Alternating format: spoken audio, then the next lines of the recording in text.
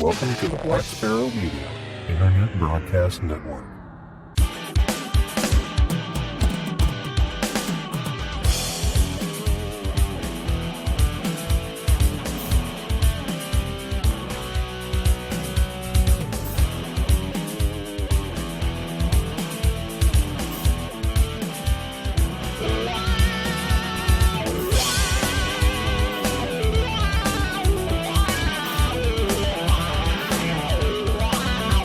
You are listening to Linux in the Ham Shack. LHS is a podcast about Linux, open source, and amateur radio for everyone. Now here are your hosts, Russ, K5TUX, Cheryl, W5MOO, and Bill, NE4RD. Well, hello everybody and welcome. You have tuned into episode number 496 of the most terrific amateur radio podcast on the internet. This is Linux in the Ham Shack, and this is our Weekender edition. This is the 101st edition of the Weekender. So we're glad you've tuned in to join us to talk a little bit about some random topic we're going to find out about here in a minute, and then hedonism. It could be all hedonism, could be some tech stuff, could be a little bit of everything. But hopefully we'll have a little bit of fun and a little bit of enjoyment and perhaps a little bit of education on the way. But before we get going, let's go ahead and introduce ourselves. I'm Russ, K5TUX. I'm Cheryl, W5MOO. And I'm Bill, NE4RD. All right, so here we are. We're in the middle of our usual nighttime network issues, so we'll try and hope that the audio glitches keep to a minimum. But in the meantime, let's just go ahead and get on with the show and the way we do our Weekenders now, and as we've done for quite a few of them, since last year sometime, I believe, we choose, or we let the random picker wheel out on the internet choose a random topic for us. These are topics that I've come up with off the top of my head and several listener suggestions we've had over the years. I don't know how many we have left on the list. It looks like about 20. Oh, it says 17. We've got 17 left. So if you have any suggestions for topics you'd like to see on our random picker wheel, let us know and we'll add them to the grouping here, and maybe your topic will come up on the next Weekender. But I'm going to go ahead and push the button. I've got everything on the wheel. I've done a randomize 5 times. So this is the official spin, and here it goes.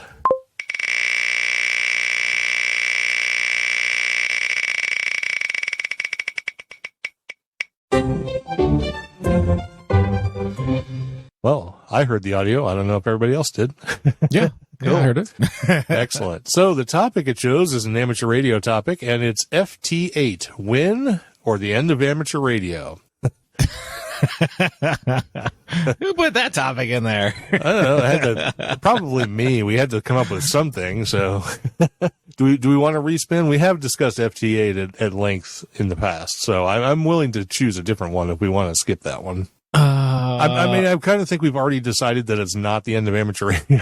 So. No, yeah. I mean, we even talked about it with regards to de-expeditions and everything else. Let's spin again. Why not? Let's all go right, ahead. All right. I pulled that one out of the list, and we'll go ahead and spin again and see what we get. Yeah, if you really want our opinions on it again. Yeah, let us know, and we'll be happy to recap that topic. So, okay, this one might be a little more interesting. It's another amateur radio topic, but it's what's in your shack. So, okay. Yeah, so let's do that one. Let's go ahead. Let me remove this one from the list so we don't repeat it. But while I'm updating the Etherpad, we'll let Bill tell us what's in his shack and try to keep it to the stuff that you actually use, not the 7,000 different things that are in boxes. Well, literally, like, everything is on my desk. So it's, not everything's plugged in, but, so just from my eyes that I can see here on my desk, there is a Yaesu FT450D that's plugged in and on 40 meters, listening to the gloriousness that is FT8. So that is actually functioning. It's plugged in via an SCU 17. So that's a little interface box to get the everything onto USB from the radio. Into the rig, or into the shack computer. I also have an IC703 plus sitting on top of it, and I was using that for I think I actually used that for the voice contest in the November sweepstakes. So that's the last time I used that. There's the other IC703 that's sitting under that shelf that's not plugged in. So we won't talk about that. Nor will we talk about the Elecraft KX1 that's sitting in front of it. Or, as I look down by my feet, the IC7100 still in the box, which should replace everything up here. I don't know why I haven't gone to that yet. And let's see here. I got a couple of HT sitting on the desk here too. My trusty old Baofeng with the big battery, the BAB, the big ass battery, right? And, I have an Alinco here as well, a DJ MD5 DMR handy talkie that I bought that yeah, I've used once or twice. I used while I was in Ireland for a little bit. But what else is in the shack? Bunch of monitors and computers from 1902. Yeah. I mean, the Astron power supply pretty much powers everything. Because I only transmit one signal at a time, so I don't really worry about powering everything else. I have a secondary power supply, an old Pyramid 35 amp power supply down by my feet. Yeah, there's a nice bencher paddle key sitting on top of the desk as well. That's plugged in. Nothing else interesting, I guess. There's a SignalLink box that's not plugged in. There's a ZX tuner, or hold on, LDG tuner. That's plugged in to the FT450D because the internal tuner is not that great. So it's the LDZ 100 plus or something like that, which will probably go onto the 7100, right? Because the 7100 doesn't have a tuner, right? It does not, right? Okay. Yeah. So I'll probably just use that tuner right for the 7100 when I put that into place. Both the 703s have tuners in them, so I don't really worry about those. And they're pretty robust tuners in those little rigs. Probably made more for, since it's QRP operation, they probably have a little bit more range and capability. But, that's pretty much it. That's, I mean, I won't even talk about the antennas hanging up from the ceiling and stuff like that. This is just what I can see sitting in this pile of garbage that I call a ham shack. What do you got sitting on your shack desk? I'm sure it's a lot cleaner than mine. Oh, I was going to ask Cheryl what's in her shack. She's got radios in there. Oh, yeah. I'm excited. Like, I'm not paying attention. I don't listen to you guys. Well, no, that's exactly right. So I do sometimes pay attention to So it. do you know what the two radios are that you have in your office there? Yeah, I have Yaesu FT3D. Yeah. And I have a Baofeng UV6R. Okay, there you go. Well, that's easy, quick, and dirty. But at least you do have stuff in your shack. So if you want to talk about your car, you actually have a Yaesu FT. I don't even know what the model number is, like 2730R or something like that. Fusion. Yeah, I've been in my car like 4 times since I fell, so yeah. I don't even know what the radio is out there. Yeah, well, it's a Yaesu FTM 2730R, I think that's the right numbers. I don't know. Yeah, so that's what you got. So what do I have? Let's see if I can remember part numbers and model numbers of things. Let's start over on the left here with the handhelds. There's a Baofeng UV6R, just like you have. I have my Tytera MD380, and then I have a Yaesu FT3D as well.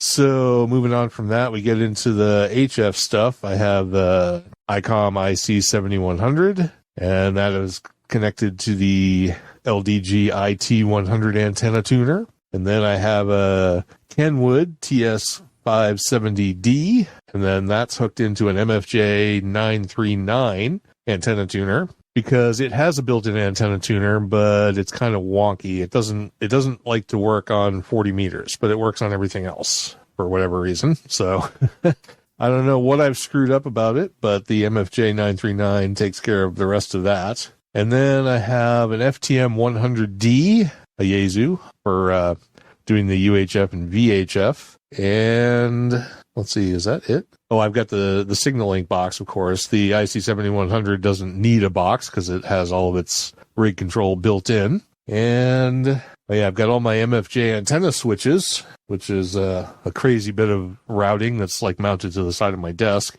And then, of course, there's all the computer gear that runs all the digital modes and stuff like that. But that's it for rig gear, except for in the car where I have an FTM 300D. And actually sitting in the building next door is the DR1X repeater, which someday will be on the air. It's kind of on the air now, but I finally got the duplexer, finally got it tuned. Now I just have to plug everything in and get an antenna up on a pole, and that will be good to go too. I sort of use it here at the house for like a really overblown hotspot at the moment, but you do what you can. So I think that's all the gear. Well, I have 2 power supplies. I have the one Kenwood power supply. I don't remember the model number. It's like a PS1 or something that powers the Kenwood radio. And then I have some sort of thing that I got from Maine Trading Company on a deal for another power supply. Let me see if I can see what it is from the shelf here. I got the box here. It just says switching power supply. Let me open the box, see if it says what it is. So I rumble through papers and stuff. It must be just some really cheesy Chinese knockoff power supply. Tech Power P30 SWI for 30 amp DC power supply. So there you go. That's what it is. Fancy. I do have a couple of other power supplies that are on the shelf, and one that's in another building it's like only like a 10 amp or something that I used to power my mobile rigs with. But that's not in here, and that actually is it. That's all I got. So, and I don't know how organized it is. But I don't know. Compared to you, I feel like I have nothing at all. Well, we don't talk about everything that's like still. Well, we do talk about one thing that's still in a box, but I have probably, I don't even know how many 2-meter rigs, and there's a couple of dual banders stuffed away somewhere else that I don't know. I don't know why I even have that stuff. I have nothing mounted in the car, so I'm not quite as mobile as you. I do once in a while pop in some stuff for, ham benching, but that's about it. Yeah, if you're going to be in the car for a while, then you hook something up, right? Yeah. I mean, I don't have a commute, so it's not like I need it. Yeah. Not going to work some rare DX, and I'm surely not going to get on a repeater, for a drive. That's just, I'd much rather have the radio blasting where I'm listening to music. Fair enough. Yeah, I don't know. I like to have the radio in the car. I don't always listen to it, but it's nice to have it for sure. So, and, I've got the FTM 300 is good for doing the APRS and all of that. So everyone can look and see where I've been as I go back and forth to McDonald's to get lunch. That's what I finally got working on this Alinco. So I think I'll have that tracker up and working on this little handy talkie. Maybe I'll hang it on the side of my car or something. So it can be heard from other places. But I guess that's what I'll delegate this Alinco to, is just doing APRS tracking. I probably should just get like a little, little miniature kit that doesn't need a full radio for it. Yeah, or you can go back to the 90s and get one of those little glass mount antennas and.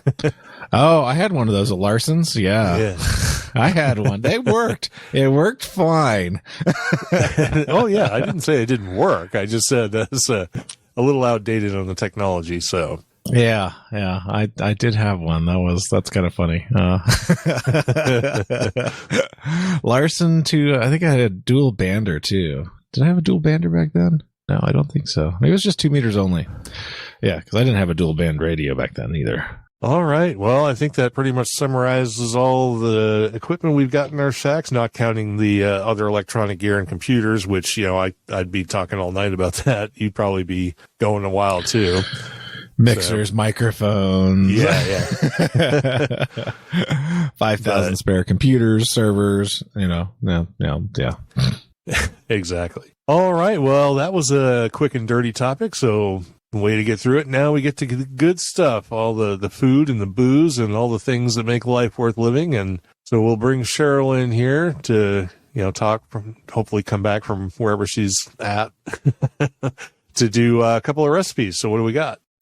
Okay. So our first recipe is because our Super Bowl weekend is coming up soon, and everybody has parties and brings snacky foods and stuff. So the recipe I picked this week was for slow cooker bourbon cocktail sausages. You need a pound of smoked sausage, a bottle of chili sauce, a third of a cup of bourbon, a quarter cup of brown sugar, and some grated onion. And you throw all that into a slow cooker, and you have a nice, yummy snack. You have a pot of weenies? For my drink, you have a pot of weenies. Yeah, there you go. Are these like little Smokies kind of thing, or is this larger sausages? No, Smokies. No, just regular. No, it's not. You can use Smokies. Oh, but you're this doing... actually calls for like Polish sausage or smoked sausage. Okay. A rope of it. Yeah. Right. So, and for my drink, I picked the Gold Rush, which is 2 ounces of bourbon, 3/4 of an ounce of lemon juice, 3/4 of an ounce of honey syrup, and a garnish of a lemon twist. And in order to make honey syrup, you mix equal parts of very hot water and honey together and stir it until the honey is dissolved. So, and if you want it to be a little more honey-y, you can add a little more honey. So, and I see that put all this together in a shaker, and you have yourself a Gold Rush. So. Yep, the thing went offline, so let me start up the audio, because they've been listening to nothing for the past few minutes. Nice. Nobody said anything either, so obviously they're not really listening, because somebody would have said, hey, where'd the audio go? It's magically delicious. Yeah, exactly. Well, you guys missed the drink recipe and the food recipe, sadly, but of course you'd be able to pick it up when we release the show. So, yeah, there it is. Whoop, there it is. All right, so hopefully it doesn't crash for the rest of the show, which actually there's not a whole lot left of the show, so hopefully it'll hang on for the next 10 minutes or so. But anyway, cool. So, honey, lemon, and bourbon. Sounds like you can't really go wrong with that. No. Although you weren't terribly thrilled with the revolver the other day, so... No, but that one had specific mixing constraints, like it was a 4-to-1 ratio plus a couple of dashes of bitters, and I don't measure typically, so I could have... 20 dashes of bitters? No, I could have It done wasn't bad. It wasn't bad. The ratio just might have been a little bit off. Sometimes that will happen. Yeah, a revolver was 4 parts of bourbon to 1 part of coffee liqueur and a couple of dashes of orange bitters. So, wow. It was okay. It just wasn't great. Hold the coffee liqueur. Yeah, again, as I said, it wasn't bad, but it wasn't great. So, yeah. But this one sounds like it would be like a nice summery type, Gold Rush. So, yeah. Yeah, I mean, it's got to be better than the other one. I mean, I don't mind. I've tried a few other things that mix with coffee liqueur that sound like they'd be awful, but they're actually pretty good. This one, not so much, but yeah. I had like a, I don't know, they called it an espresso teeny or something like that at the end of an event the other night, and it was just okay. It definitely didn't follow the old fashions from earlier in the night very well, but right, yeah. I was like, okay, this is fine if I just wanted to continue to drink. Right. I really wanted another old fashioned, but whatever. I digress. Like, I'll leave with my little after dinner drink here and be mad, and Yeah. I had a free drink coupon to use, so I was kind of like the thing to do. Yep, fair enough. All right, so it turns out that what I'm reviewing tonight for my drink corner is the Bibb & Tucker Small Batch Bourbon. This is the 6-year variety of it. And I could have sworn that I had reviewed this in the past, but we went through everything on the list and it didn't show up. And the reason I thought I'd reviewed it is because I hated it. Thought it was terrible. So with that in mind, we'll go ahead and take a look at it again. So the description is, I cobbled this together from a couple of different sources. Like the turn of the century that inspired it, boldness and refinement come together to create a bourbon that's meant to be raised in celebration. Aged for a minimum of 6 years in new American white oak barrels to produce unparalleled smoothness. This is a sourced whiskey, but bottled and branded in-house and produced by the Deutsch family, Wine and Spirits. the same company that produces Yellowtail Wine and Redemption and Masterson's Whiskeys. Founded in 1981 by Bill Deutsch, the company was originally formed to import a handful of French wines for sale in the United States. Since then, the company has grown to represent numerous wine brands and has expanded into spirits, creating in-house developed brands using source spirits from other distilleries. So, with that in mind, I read one source that believes that this comes from Dickel, the Dickel Distillery. It's listed as a bourbon, but apparently it is technically a Tennessee whiskey. It goes through the Lincoln County process, so it is charcoal filtered, and apparently they actively discourage it being called a Tennessee whiskey. They want it to be called a bourbon, even though it comes from Tennessee. So I don't know what that means. It all sounds a bit shady to me, and I don't like it anyway. So, so a couple of deets on this. The mash bill is at least 51% corn because it's a bourbon. Otherwise, the mash bill is undisclosed. This particular iteration is bottled at 46% or 92 proof. It does come from Tennessee, from the Deutsch family distillery company. And I will say that it's better than the first time I tried it, but not by much. I remember thinking when I first cracked the bottle that it tasted like charcoal and ass. So apparently it's better than that now. Am I off there? No, you're here. Oh, okay. All right. It's like too quiet. Huh? I know. It's strangely quiet. So. I don't have any. I turned off the noise from the background, so you can't hear me now. Yeah, I know. Now I don't know what to do with myself. So. It's so lonely. One is the loneliest. Oh, sorry. Yeah, we haven't devolved into doing karaoke yet. So, all right. That's the next episode. Yeah, maybe. Yeah, Weekender 102, all karaoke, all the time. I call Rump Shaker. Anyway, so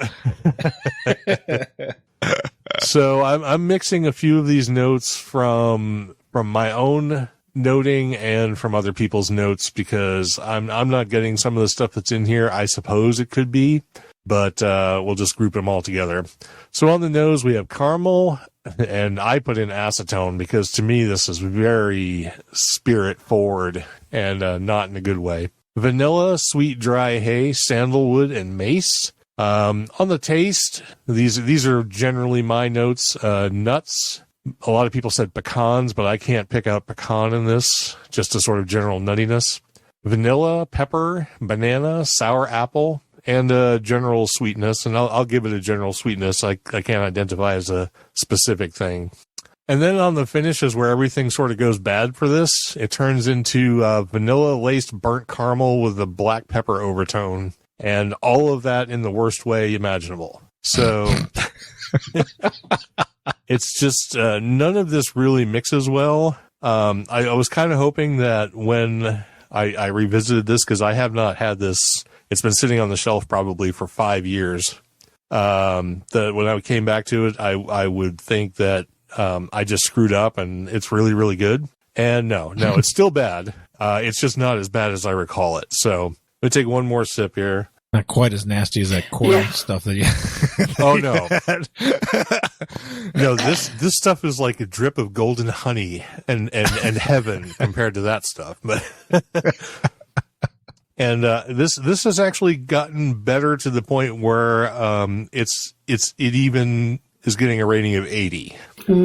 So fancy. So it's not completely toilet bowl cleaner in the toilet. So. It is not toilet water like I remember it for sure. It's still at $50 a bottle. I can think of tons and tons and tons of things I'd rather have for $50 or less over this. And maybe this fits someone's flavor profile, way better than mine. But it's just not something I can do. So I can't recommend the Bibb & Tucker 6-year small batch bourbon. But if you have $50 just burning a hole in your pocket and there's nothing else you want to buy, then go ahead and try this. But that's all I can say for it. So anyway, let's move on and let Bill talk about some goats. Some goats, yes. They're dancing goats, our favorite kind of goats. These aren't the Minecraft goats that drop horns, but these are, this is the Dancing Goat Distillery Limousine Rye. And, I'll just read the fluff part here from the website. Many sourced ryes share the same mash bill as Limousine Rye, but that's where the similarities cease. We recycle used bourbon barrels to age this whiskey because it allows nuanced flavors to subtly stand out instead of being overwhelmed by tannin. Our primary barrel finishing process uses a Limousin oak Solera to impart exceptionally high levels of vanillin, whatever the hell that is, to our brand.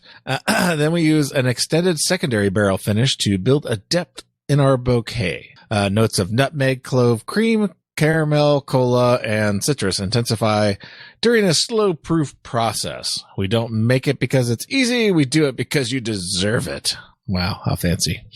So yeah, this is a rye.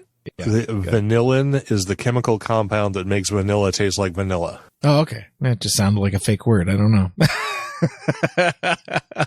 I've never heard of that one before. So hey, I learned something new. Anyway, this is, of course, it's a whiskey. It's a rye whiskey. It's from Wisconsin, of all places. So, not very exciting place. I just happened to catch a bottle. I don't know. I just didn't see it before at the liquor store, and I saw it, I would say the other day, but it's actually been a few months. I don't actually still have it, but I did finish it. So It wasn't bad. I mean, it was like, I think it was on sale. So it was like less than $40, but it was like generally somewhere in the $40 range.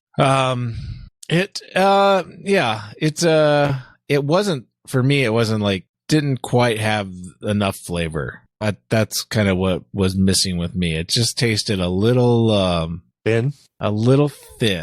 I think my bottle it's packaged, somewhere in the 46%. I think mine was like closer to like 48 or 49%. So it was a little higher, but the color is lighter, it says it's aged like 6 years, but I don't know. It's missing some of the caramelly-ness and the caramelly color that I'm used to seeing in something that would be aged for 6 years. So I'm not sure what they're doing specifically with these finishes, if it's removing some of that. Well, they're using used barrels, so they're not getting that initial char and everything else, right? So they're kind of already kind of like in the families of an Irish whiskey or something like that. That's always going to be light colored because it doesn't have those original tannins in place to really build that color and that profile. So yeah, I don't know. It was okay. I don't want to say it over and over again, but it's no Rossville Union, that's for sure.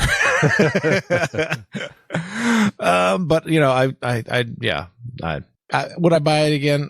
Maybe not. Nah, probably not. It wasn't bad. It was good. It was good. I drank the whole bottle, so it was fine. It just wasn't great. So there you go. You've been buying a lot of ryes, so you're going to become like our resident rye expert. Yeah, I'm kind of going through them. I just kind of look for them and I'm like, I don't want to be so disappointed. And then it's like, yeah, I get disappointed.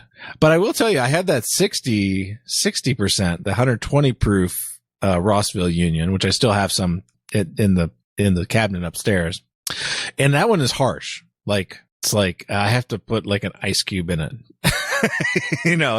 It's very harsh. And I've had the 57. I've had that one, the whatever, the barrel proof, but it was at 57 or 56. When it was fine and delicious and beautiful, but the 60 is I don't know, something about it.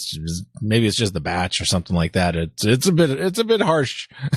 It's like, if I was grading that as my only Rossville Union, it would probably not score as quite as high. Oh, that's interesting. It's probably not that uncommon either for different bottlings at different proofs to be really different too. The final product of a whiskey can be really finicky. Every little knob you can tweak can make something either really good or really bad. So, a couple extra, percent of alcohol may be just the thing that ruins it. So yeah, it's quite possible. But yeah, my friend who bought me the bottle bought one for himself, but he got like a 56 and he says it's delicious. So, yeah, I've never seen a 60 before. And I'm like, wow, this thing is, yeah. I was expecting a lot more, but yeah. Anyway.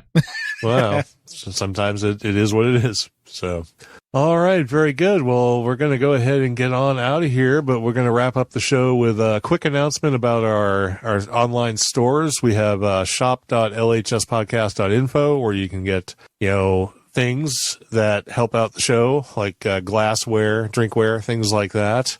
And then we have our store for like outerwear and clothing and things like that. And that's at lhspodcast.selfie.store. That's SESLLFY or Selfie or I don't know how you pronounce it. But there's also short code links, lhs.fyi/shop and shop2 for those if you want to help out the show by buying some merchandise. We've had a couple of folks buy them, and the quality is pretty good. So please do that if you want to help out a little bit. And, of course, we'll be having a GoFundMe for our Hamvention trip coming up here really shortly. So look out for that, and we'll announce it all over social media and everywhere else. And it'll be on the webpage, too. So it'll be everywhere. So please help out if you can. If not, just go ahead and share. Let people know about the show. Word of mouth is how we advertise. No sponsors here, except for our listeners. We don't take commercial sponsors or anything like that. We just try and do it on our own, and so you don't have to listen to us rave about certain vendors every time you turn the show on. So with that, let's go ahead and get to our new subscribers, supporters, and live participants, and we'll bring Cheryl in here to run down through that list. Okay, well, for this time, we don't have any subscribers or Patreons, but Ken Yates and Mark Scheck joined us on Facebook. Carlander Anders joined us on Twitter. No one on YouTube, no mailing list, no merchandise sales, no Discord.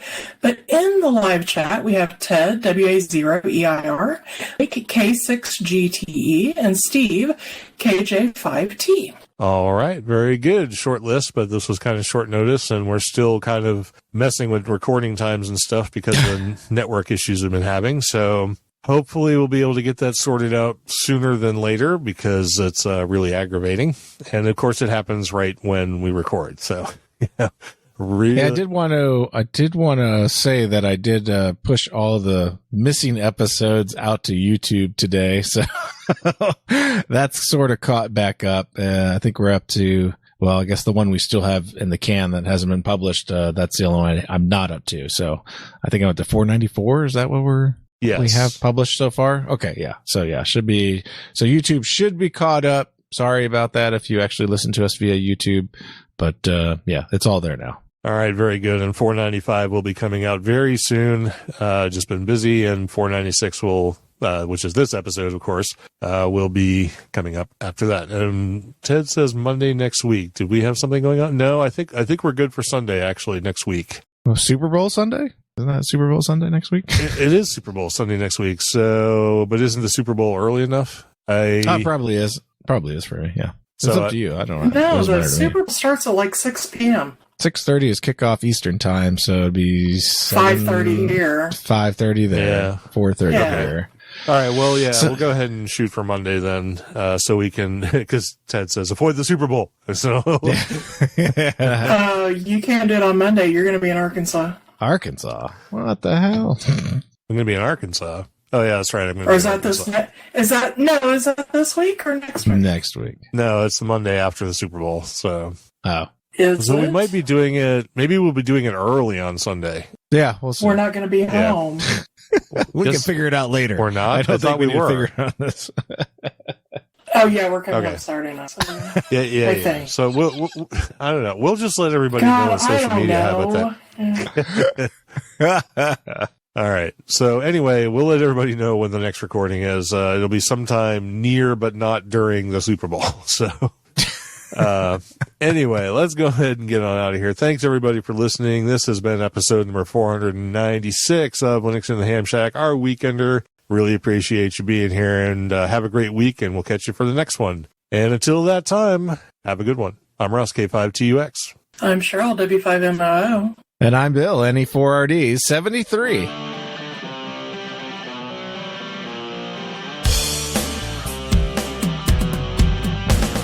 Thank you for listening to this episode of Linux in the Ham Shack. LHS is a community-sponsored podcast. Our website is located at lhspodcast.info. You can support the podcast by visiting the LHS Patreon page at patreon.com/LHS Podcast, or by using the contribute list on the homepage. We have a presence on Discord, Facebook, IRC, Twitter and YouTube. You can also drop us an email at info@lhspodcast.info or leave us a voicemail at 1-909-LHS-SHOW. That's 1-909-547-7469. Visit the online LHS merchandise store at shop.lhspodcast.info for fun and fashionable show-themed merchandise. Until next time, remember to always heed your hedonism.